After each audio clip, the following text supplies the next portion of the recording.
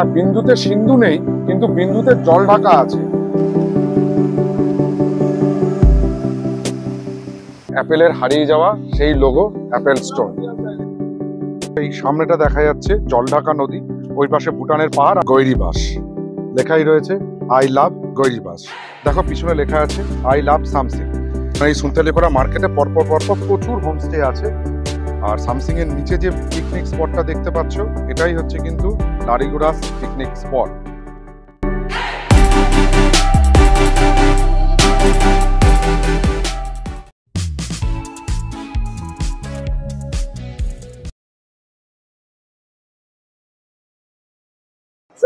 দুটো দেশের মধ্যেখানের আন্তর্জাতিক বর্ডারের নোম্যান্স ল্যান্ডে দাঁড়িয়ে আছি আমি।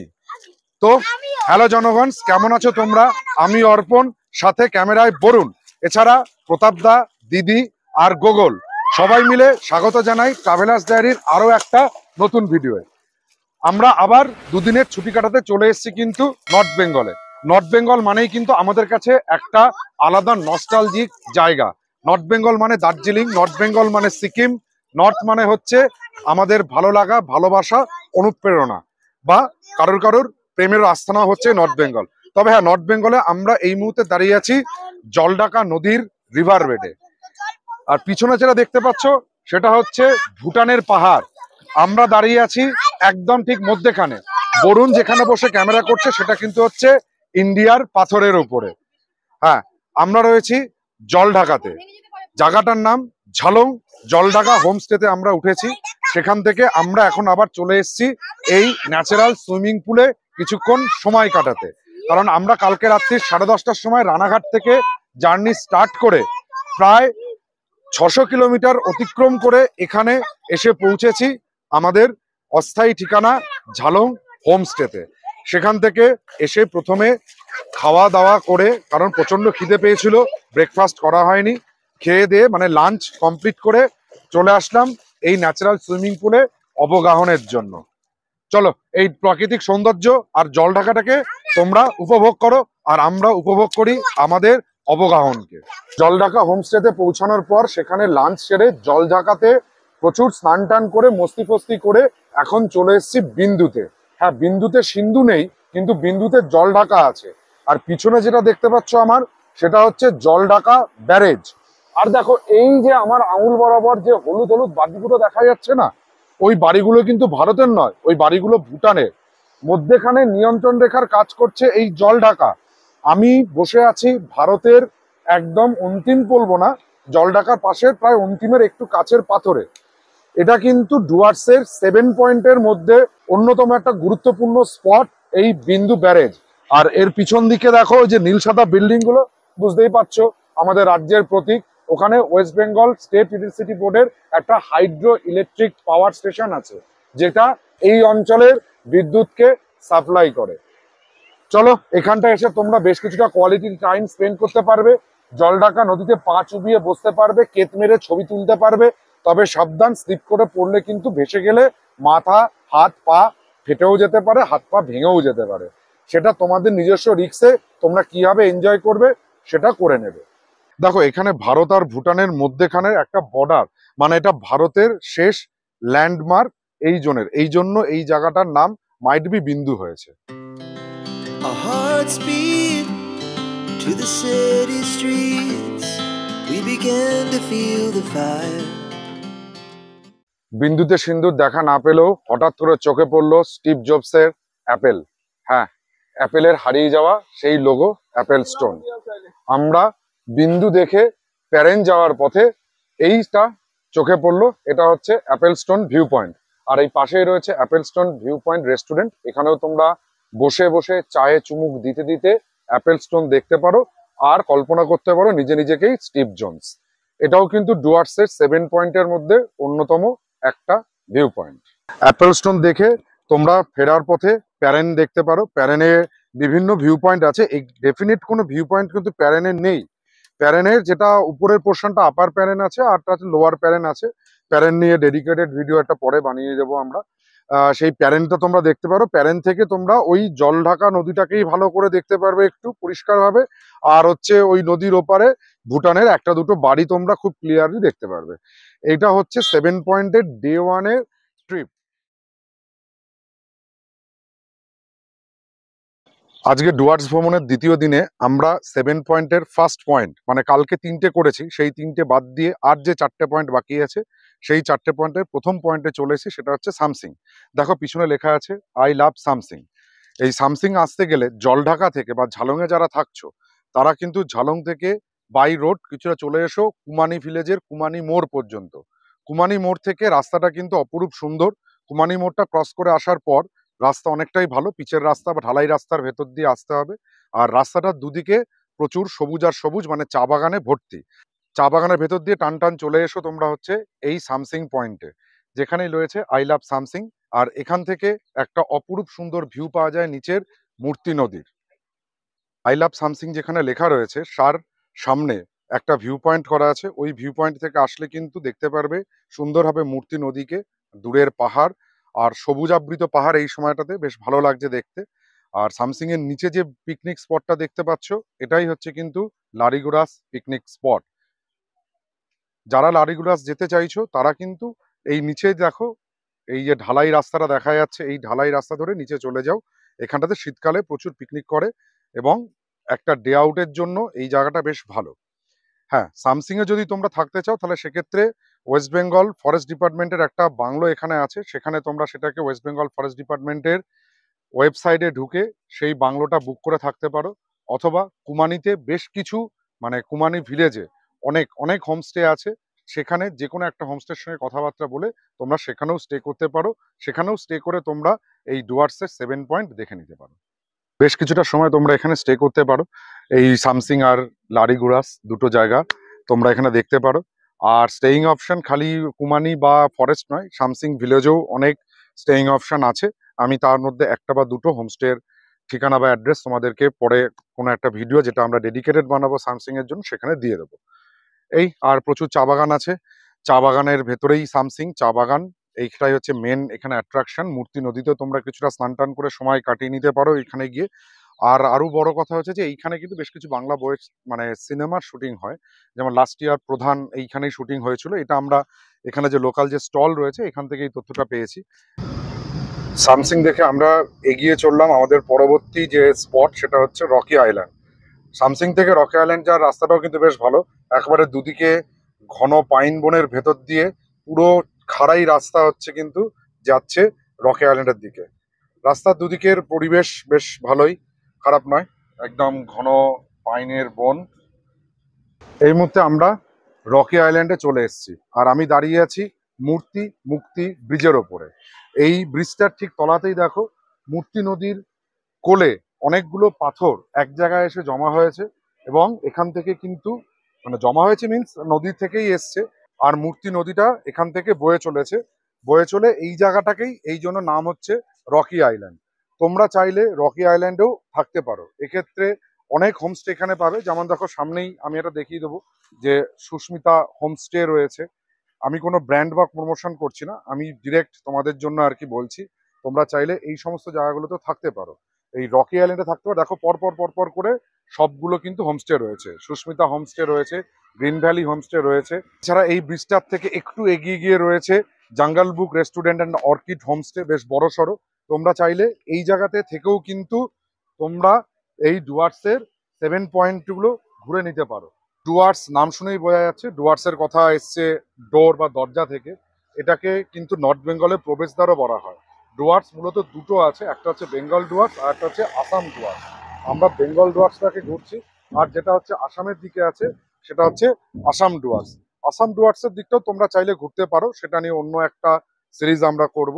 আপাতত আমরা বেঙ্গল ডুয়ার্সের জনপ্রিয় 7 যে পয়েন্ট, সেই 7 পয়েন্টগুলোই ঘুরে দেখছি এই সিরিজটাতে।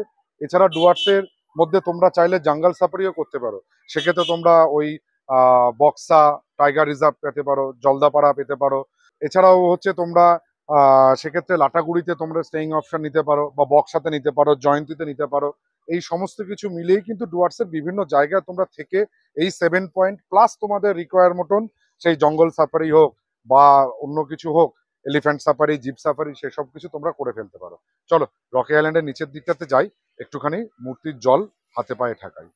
এটা রকি আইল্যান্ডে আমরা এই মুহূর্তে বসে আছি, কারণ আগেই বলে দিলাম রকি আইল্যান্ড কেন নামটা হয়েছে। আর এই মূর্তি চলে যাচ্ছে, এটা খুব জনপ্রিয় একটা পিকনিক স্পট বা কোনো একটা ডে আউট মানে হচ্ছে পুরো দিনও নয়, এটা যদি হাফ বেলায় তোমরা আসতে চাও, মানে ধারে কাছে যারা থাকে তাদের ক্ষেত্রে একটা ডে আউটের খুব ভালো জায়গা।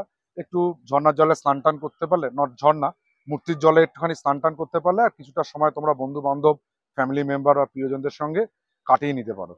এটা হচ্ছে রকি আইল্যান্ড। এবার রকি আইল্যান্ড দেখে আমরা চলে যাব আমাদের নেক্সট স্পট, সেটা হচ্ছে সুনতালে খোলা। রকি আইল্যান্ড থেকে আমরা এখন চলে এসেছি সান্তালি খোলা বা সুনতালে খোলা। এই সুনতালে খোলা, এটার একটা আলাদা মিনিংস আছে। সুনতালে কথার নেপালি অর্থ হচ্ছে কমলা, আর খোলা আগেও বলেছি, খোলা মানে হচ্ছে নদী।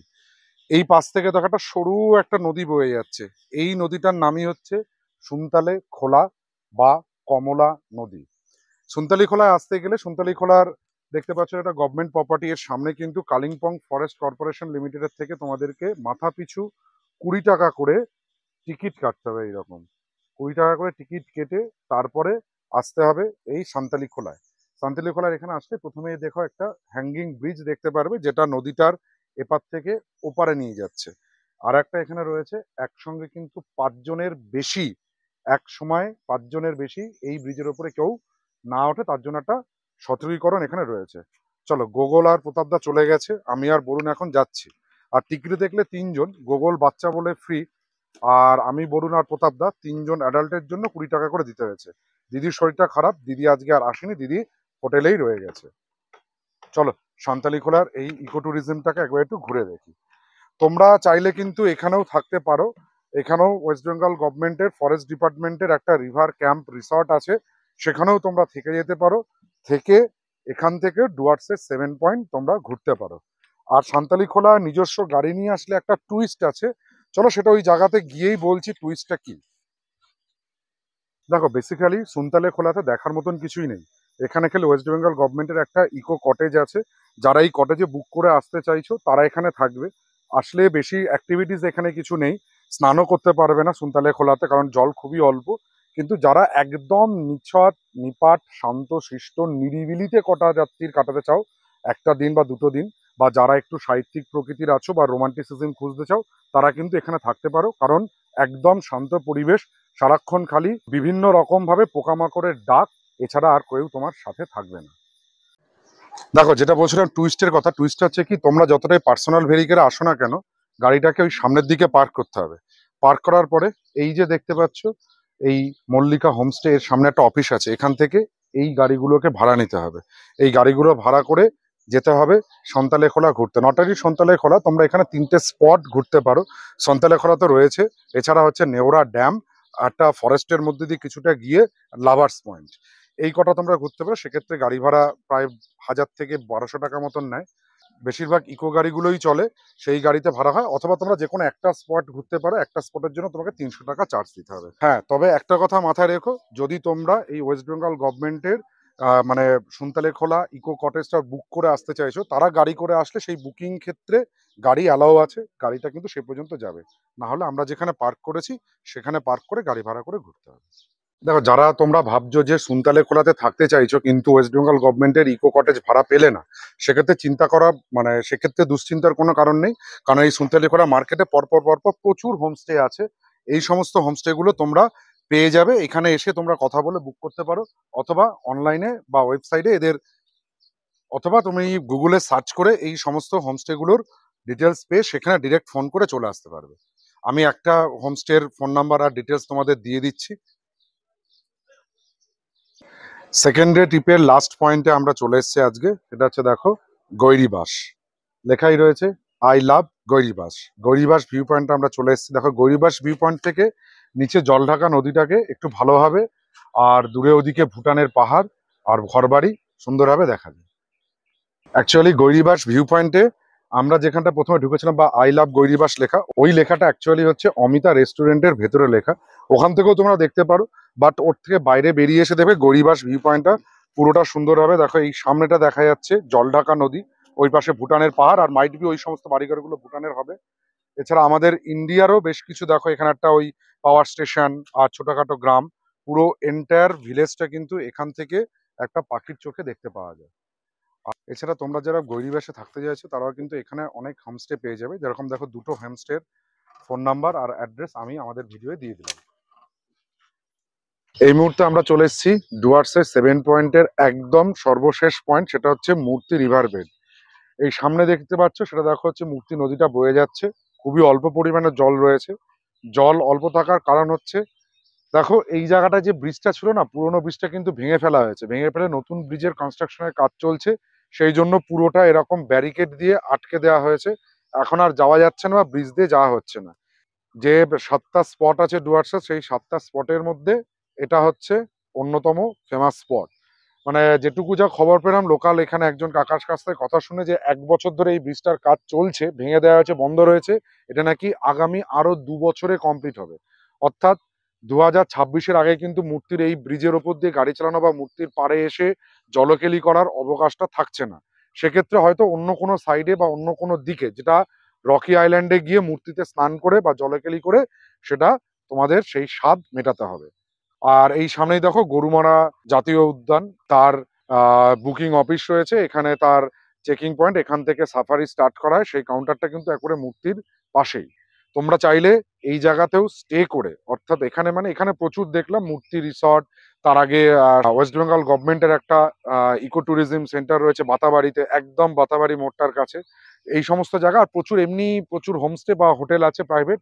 এখানে কোনো জায়গায় তোমরা স্টে করেও কিন্তু ডুয়ার্সের এই 7 পয়েন্ট করতে পারো। এই 7 পয়েন্টের সাথে সাথে তোমরা কিন্তু এই গরুমারা জাতীয় উদ্যানেও এলিফ্যান্ট সাফারি বা জিপ সাফারি করতে পারো, মর্নিং ইভিনিং এ করে ওয়াইল্ড লাইফটাকে এনজয় করতে পারো। এই হচ্ছে আমাদের দুদিনের সংক্ষিপ্ত একটা ট্যুর ডুয়ার্সের 7 পয়েন্টে। আজকে সকালে আমরা জলঢাকা হোমস্টে থেকে এক ব্রেকফাস্ট কমপ্লিট করে বেরিয়ে চলে এসেছি বাড়ির উদ্দেশ্যে। বেরিয়ে আসার পথে এই মূর্তির এখানে আমরা একটুখানি দাঁড়ালাম, কারণ নদীতে যাওয়া যাচ্ছে না, অতএব আর কিছু করার নেই, এবার টান টান কল্যাণী আমাদের বাড়ির উদ্দেশ্যে রওনা দেবো। ব্যাস, এই পর্বে এইটুকুই। ভিডিওটি যদি ভালো লাগে তাহলে আমাদের চ্যানেল ট্রাভেলার্স ডায়েরিকে সাবস্ক্রাইব করো, পাশে থাকা বেল আইকনটিকে প্রেস করো, সবার আগে নোটিফিকেশন পাওয়ার জন্য লাইক করো, শেয়ার করো, কমেন্ট করো। তোমাদের সঙ্গে দেখা হচ্ছে আবার অন্য কোনো জায়গায় অন্য কোনো ভ্রমণ কথা নিয়ে। টাটা।